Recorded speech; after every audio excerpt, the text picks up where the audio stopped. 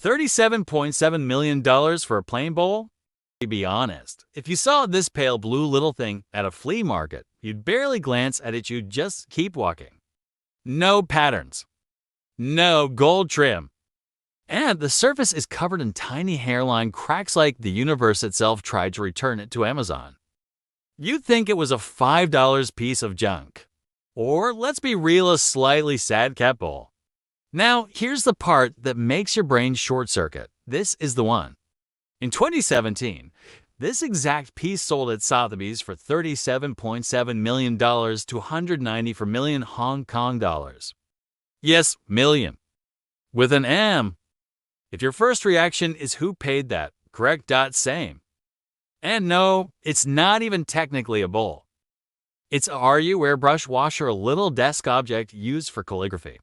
So basically, someone paid $37.7 million for something the size of a fancy soap dish, because humans are fascinating like that.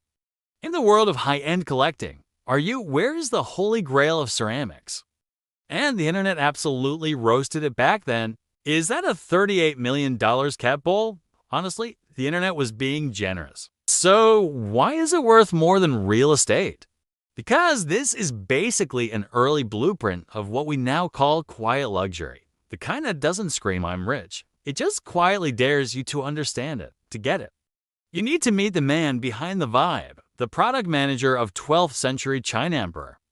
Izzo, before his time, royal taste was loud, gold, silver, loud glazes, big look at me energy.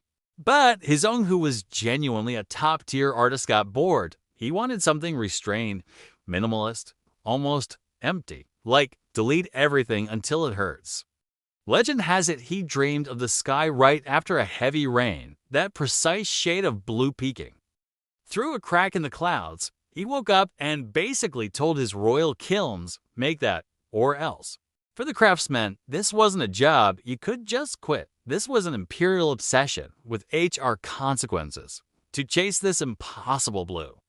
There's a famous story that they ground up expensive agates and mixed them into the glaze. Is that detail 100% nailed down? Not everyone agrees. Some people think the agate part is a little too myth with good PR.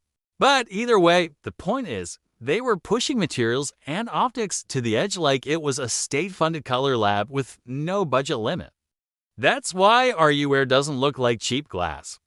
The light doesn't just bounce off, it feels like it's hovering inside the glaze. Soft, warm. Jade-like. Like the object is glowing, but with emotional restraint. But the real villain wasn't the ingredients. It was the fire. This blue only shows up in a razor-thin window around 1200 C. No sensors. No thermometers. No, just check the app. They were reading the kiln by flame color and smoke like medieval Michelin inspectors. Too early. It goes dull. Too late? It shifts green. Every kiln opening was the world's most expensive game of blind box, except if you lose, you don't get a cute cane. You get your work smashed. And then comes the best part, the defect. See those tiny cracks? In materials science, that's basically crazing.